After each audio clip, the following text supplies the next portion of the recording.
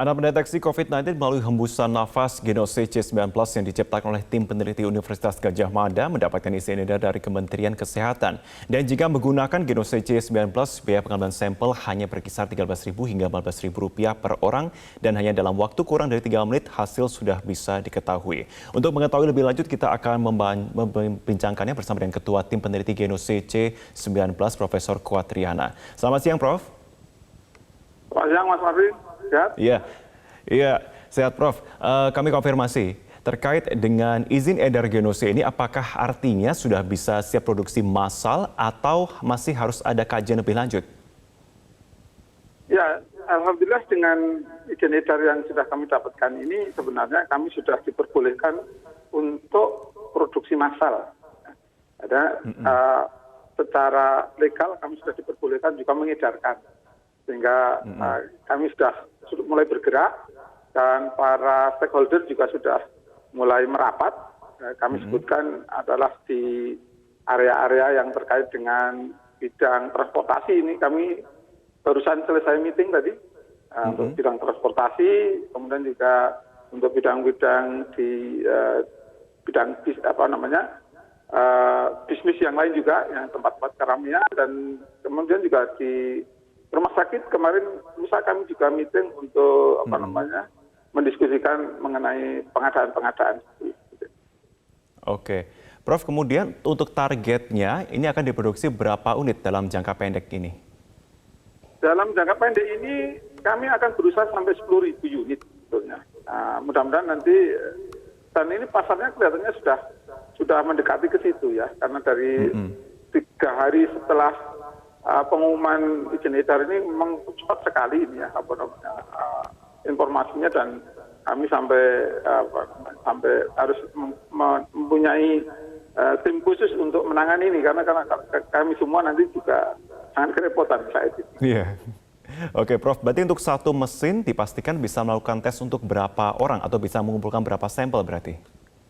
Jadi kalau estimasi kami, kalau alat ini dioperasikan 10 jam ya, terus menerus itu misalnya sehari itu, atau kalau misalnya di kereta itu di bandara itu bisa sampai lebih dari 10 jam.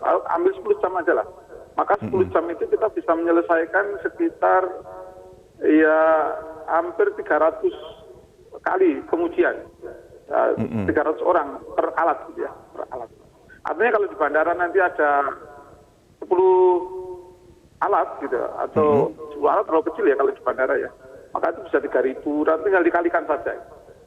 Oke, berarti kalau ini misalkan kami memberikan kesempatan untuk masyarakat saat ini untuk mengetahui bagaimana kerja ataupun kinerja alat ini, berarti mungkin Prof bisa sedikit menjelaskan mengenai bagaimana dari awal kemudian pengambilan sampel sampai dengan didapati hasil atau kinerja alat ini, Prof?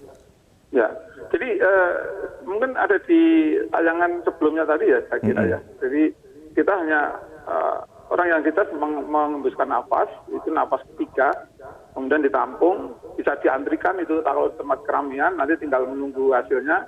Kita sedang mengembangkan IT untuk entah itu barcode atau mungkin juga sistem yang lebih mempermudah lagi untuk memberikan informasinya.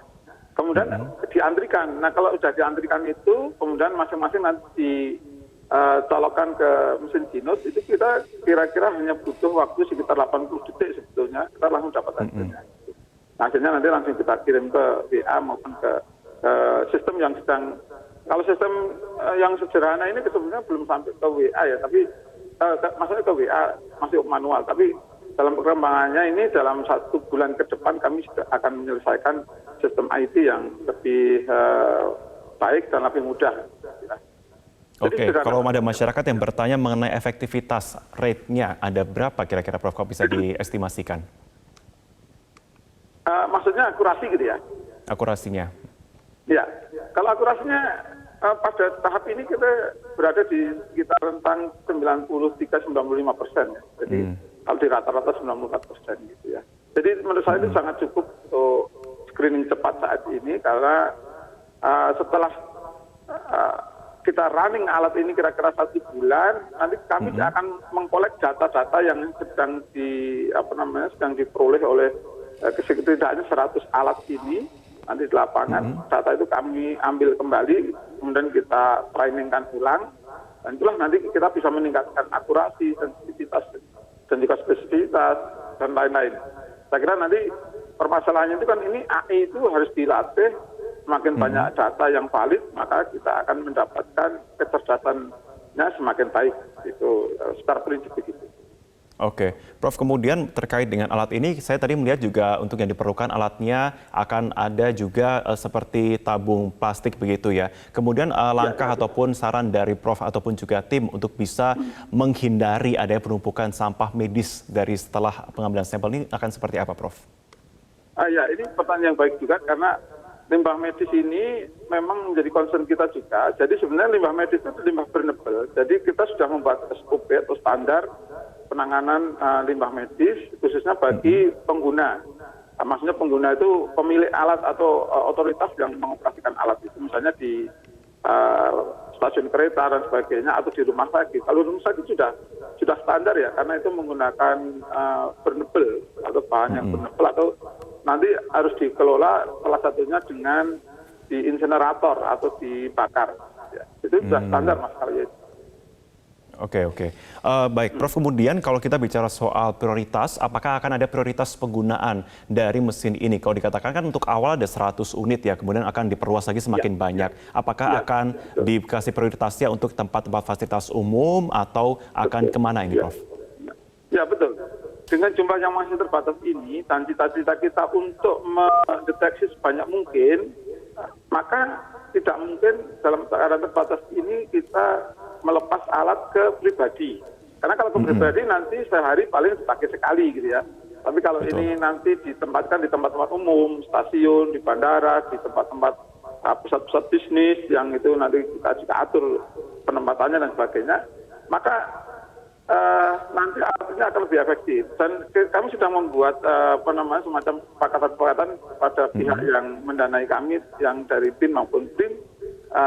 Jadi penempatan ini atau siapa yang menerima alat itu nanti oleh BIN, karena masih dihibahkan begitu, tapi harus menandatangani semacam surat perjanjian bahwa satu alat ini harus dioperasikan minimal sehari misalnya 200 pengujian misalnya gitu. Sehingga nanti harapan kami tadi itu kalau rata-rata bukan 200 tapi 120 per alat, maka sebenarnya sehari itu dengan 100 alat mestinya sudah 12.000 orang bisa dideteksi gitu. Itu yang harapan kami. Jadi kalau nanti 1.000 menjadi 120.000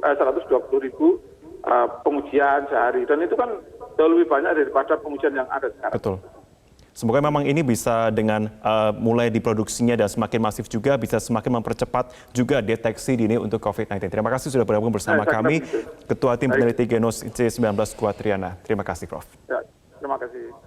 Jangan lupa subscribe di YouTube channel Metro TV News dan juga nyalakan notifikasinya.